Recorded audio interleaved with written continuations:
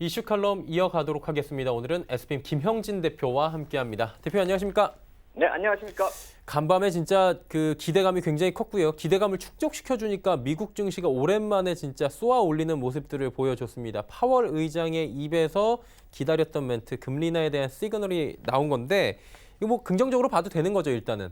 네, 맞습니다. 우리가 많이 좀 기다려 왔었던 것을 이제 좀 현실화되고 있다 이렇게 보면 될 것 같습니다. 물론 뭐 메인 이벤트는 FOMC 회의가 되겠죠. 18일, 19일 그쪽을 좀 바라봐야 되는데 그 이전에 이렇게 시장하고 어느 정도 소통하는 그런 의미로 우리가 보면 될 것 같습니다.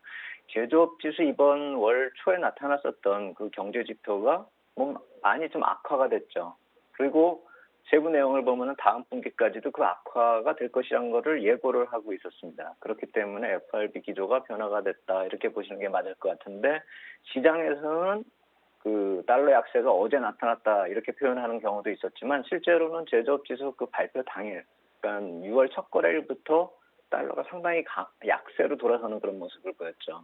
6월 3일 하루 동안에 5월 후반부 열 며칠 동안 거래일수 강세를 보였었던 그 강세를 상쇄해버리는 그런 하락이 나타났기 때문에 어느 정도 시장에서는 이런 조치가 나올 수도 있다라고 한번 조치라기보다는 코멘트 성격이 나타날 수 있지 않을까라는 기대감이 또 나타나고 있었던 것이 달러 쪽에서 우리가 바라볼 수 있는 그런 얘기다 이렇게 생각을 해볼 수 있겠고요. 중요한 건 이제 금리 전망이겠죠. 근데 금리 시장 쪽에서 생각하고 있는 그런 컨센서스가 아주 빠르게 변화가 되고 있다는 점은 우리가 놓치면 안 될 것 같습니다. 그래서 제가 한 두 번 정도 이 시간에 말씀을 드렸는데 FOMC 회의별 그 목표 금리 분포도를 제가 말씀을 드렸었죠.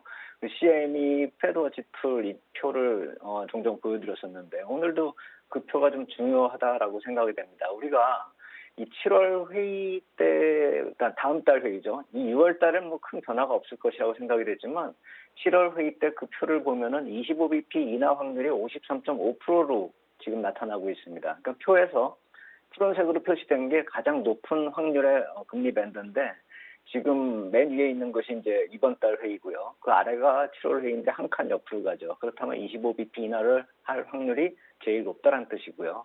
그 이하로 보면 또 한 칸씩 옆으로 움직이는 게 한 세 달이 보이죠. 그게 9월, 10월, 12월 회의에 가장 높은 확률의 금리 밴드가 50bp 인하라는 얘기고요.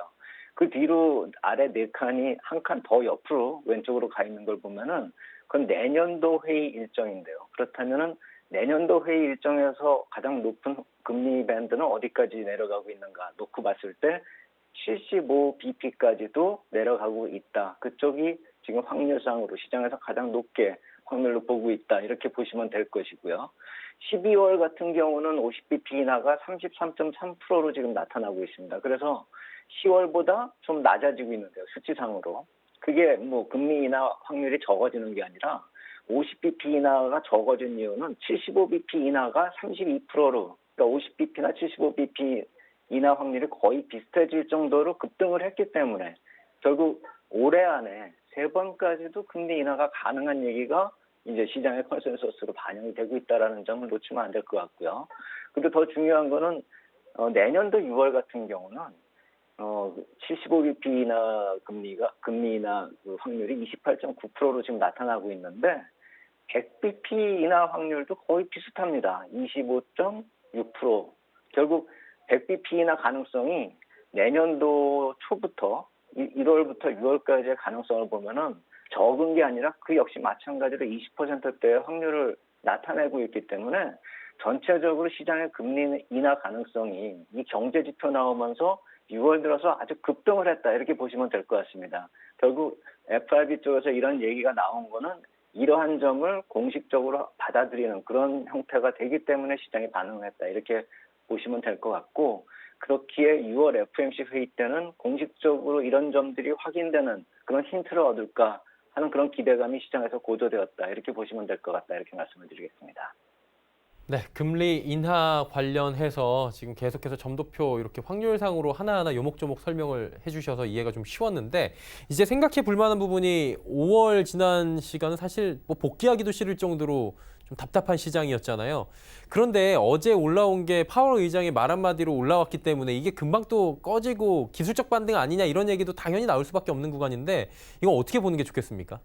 그래서 저도 그 점은 약간 좀 주의를 해야 된다라고 생각이 됩니다. FOMC 회의까지는 아직 좀 많이 남아있고요, 시간이요. 한 거래일수로 열흘 정도 남아있는 그런 상황이기 때문에 지금 여기서 저 얘기 한 방으로 어제 올리듯이 계속 쳐올릴 것이다 이렇게 생각하기 힘들죠. 또 뭐 무역 분쟁 이슈도 남아있는 것이 사실이고요. 그래서 모든 문제가 다 해결된 것이 아니라고 생각을 한다면은 여기서 계속 지속적으로 어제 같은 강세가 나타나기는 힘들 것이다 이렇게 생각이 되고 또 한 가지는 5월에 글로벌 증시가 동반해서 하락한 건 사실인데 미국 증시의 특징이 상대적인 강세가 오히려 약세 반전됐다는 점도 놓치면 안 된다는 것입니다. 우리가 5월에 수익률을 놓고 보면 뭐 글로벌 증시, 주요 증시가 다 마이너스입니다. 다우 같은 경우도 S&P하고 같이 6%대 하락이 나타났고요. 나스닥은 뭐 8% 가까이 나타났고 니케이 같은 경우도 나스닥과 비슷한 7%대 중반. 그리고 독일 같은 경우가 좀 적게 내렸다 하지만 5%. 그리고 유로스톡스 같은 경우도 평균적으로 한 6.7% 정도 내리는 그런 모습이었고 오히려 이 상해 증시 같은 경우가 5.8%로 적게 내렸고 뭐 홍콩 H는 워낙에 변동성이 크니까 10%대 하락을 보이긴 보였는데 코스피 같은 경우는 7%대 수준의 하락이었기 때문에 어떻게 보면 우리가 나스닥보다 상대적으로 강세를 보였다 이렇게 볼 수도 있겠죠.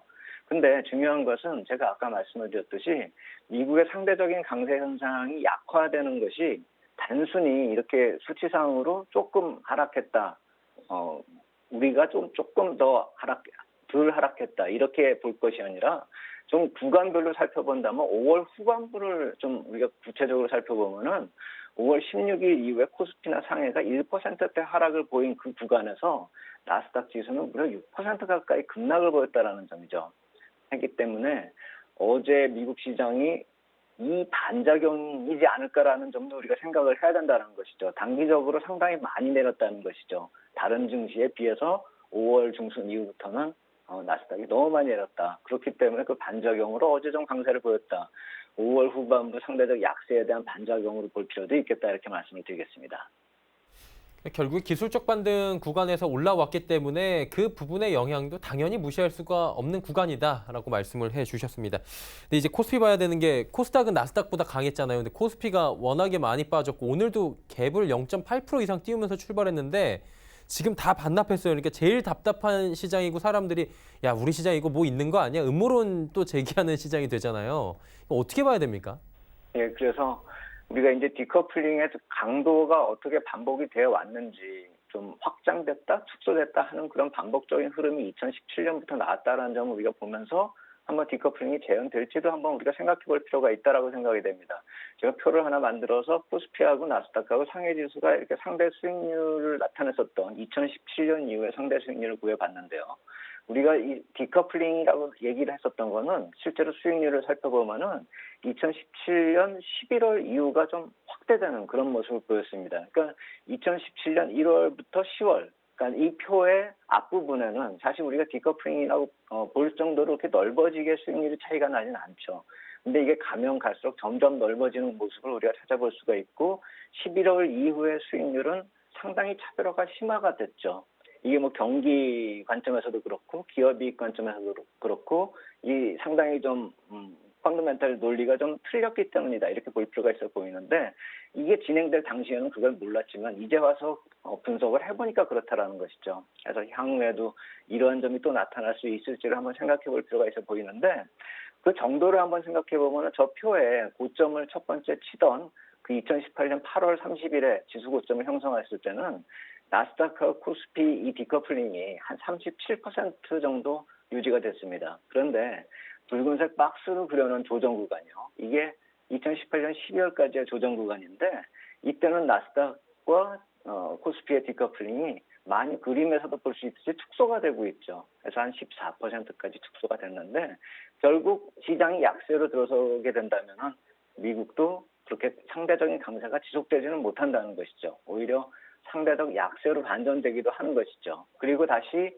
시장이 상승세로 돌아서니까 저 표의 이 빨간 박스의 오른쪽 부분, 마지막 부분에 보면 4월 29일 고점 형성할 때까지 디커플링이 전고점 디커플링보다도 더 확대 심화됐죠.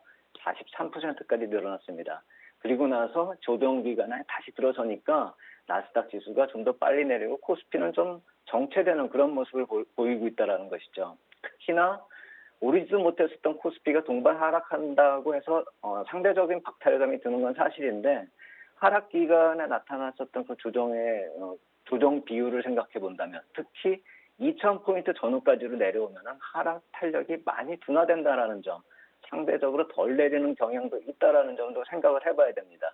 그래서 최근에 나타났었던 아까 말씀드린 5월 후반부에 나타났었던 나스닥 지수가 상대적으로 더 내리는 모습으로 보이는 그런 이유가 코스피 쪽이 2,000포인트에 근접하면서 낙폭이 많이 줄어들었다는 것이죠.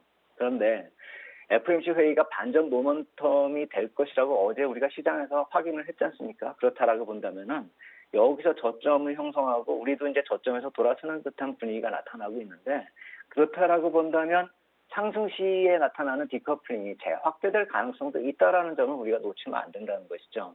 그래서 이런 대중화된 해외 투자 같은 경우에는 이런 디커플링 이격의 확대가 축소하는 점에 있어서 이렇게 비중을 조절하는데 글로벌 투자 자산 전략 차원에서 자산 배분 전략에서 비중 조절을 할 때는 우리가 이격도를 좀 생각하면서 접근을 해야 될 것이고 일정 수준 우리 지수가 반등을 한 이후에는 미국 시장보다 우리가 탄력이 좀 떨어질 수가 있다라는 점, 미국 시장의 탄력이 중기적으로는 더 강할 것 같다. 왜냐하면 아까 말씀드린 그런 FRB의 정책적 효과가 본격화될 것이기 때문에 그렇다. 이렇게 말씀을 드리겠습니다.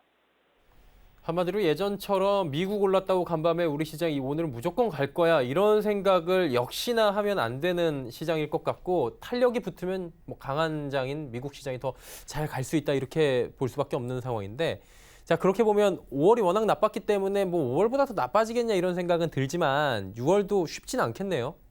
맞습니다. 그래서 우리가 2,000포인트 부근에선 하락 탄력이 좀 줄어드는 건 맞습니다. 그리고 뭐 코스피가 상대적인 강세를 보일 수 있다라는 점은 아는데 그게 반등이 지속이 되면은 그런 현상이 계속되기가 힘들다. 그 이유는 우리가 1분기 영업이익 쪽과 2분기 영업이익 쪽을 살펴봐야 됩니다. 2분기 영업이익에 대한 전망이 지금 나오고들 있는데요. 그게 1분기 수준 정도 또 내지는 조금 더 악화되는 그런 모습으로 나타나고 있기 때문에 기업이익의 저점이 우리가 보통 2분기에서 돌아설 수 있지 않을까라고 기대를 해왔었는데요. 빠르면요. 그것이 아니라 이제 3분기 쪽으로 이어갈 수도 있다라는 점, 연기될 수도 있다라는 점을 우리가 생각을 해봐야 됩니다. 그렇기 때문에 우리 시장이 상대적으로 약세를 보일 수 있다라는 점을 생각을 해봐야 된다는 것이죠. 미국 기업이익 쪽보다 우리 쪽 기업이익이 전년 대비 안 좋아지는 속도가 빠르다는 것입니다. 해서 하반 경직성은 빠르겠지만 상승 탄력을 키울 모멘텀이 부재하다는 점. 다만 우리가 이제 6월 후반부로 생각했었던 그런 FOMC 회의의 긍정적 효과가 지금 나타나고 있기 때문에 이 역시 마찬가지로 하반 경직성을 강화시켜 주겠는데 우리가 그 후반부, 이 6월의 후반부 쪽에서는 프리어닝 시즌에 들어서기 때문에 이때부터는 우리 스스로의 변화 모멘텀, 코스피 자체적인 펀더멘털의 변화가 필요하다. 이걸 봐야 될 것입니다. 한 가지 좀 여기서 주목할 점은 삼성전자의 주가가 요새 기술적으로 보면 많이 좀 강화가 되고 있습니다. 그것이 5월 후반부부터 나타났었는데 아까 말씀드렸었던 코스피의 상대적 강세를 보여줬던 그 핵심에는 삼성전자가 있습니다. 그렇기 때문에 지금 보이는 삼성전자 주가 흐름을 보면은 6월에 그런 모습이 재현될 가능성이 있다라고 생각이 되는데 기술적 흐름에서 긍정적 변화가 6월 주가가 나타나고 6월 프리어닝 시즌에서 나타날 수 있는 실적에 대한 기대감이 주가에 반영된다라고 한다면 우리가 한 가지 좀 기대해 볼 수 있는 것은 삼성전자를 중심으로 한 IT 업종이다 이렇게 생각이 됩니다. 그렇기 때문에 중순 이후에 삼성전자의 주가 그리고 IT 업종의 흐름 이 점을 좀 우리가 주목해서 보자 이렇게 말씀을 드리겠습니다. 결국엔 대장주인 삼성전자로 귀결될 수밖에 없는 시장에서 뭐 예측한 대로 전반기엔 좀 최악의 상황을 벗어나는 시나리오대로 가는지 확인할 필요성에 대해서 언급을 해 주셨습니다. 오늘 말씀 여기까지 듣도록 하겠습니다. 고맙습니다, 대표님.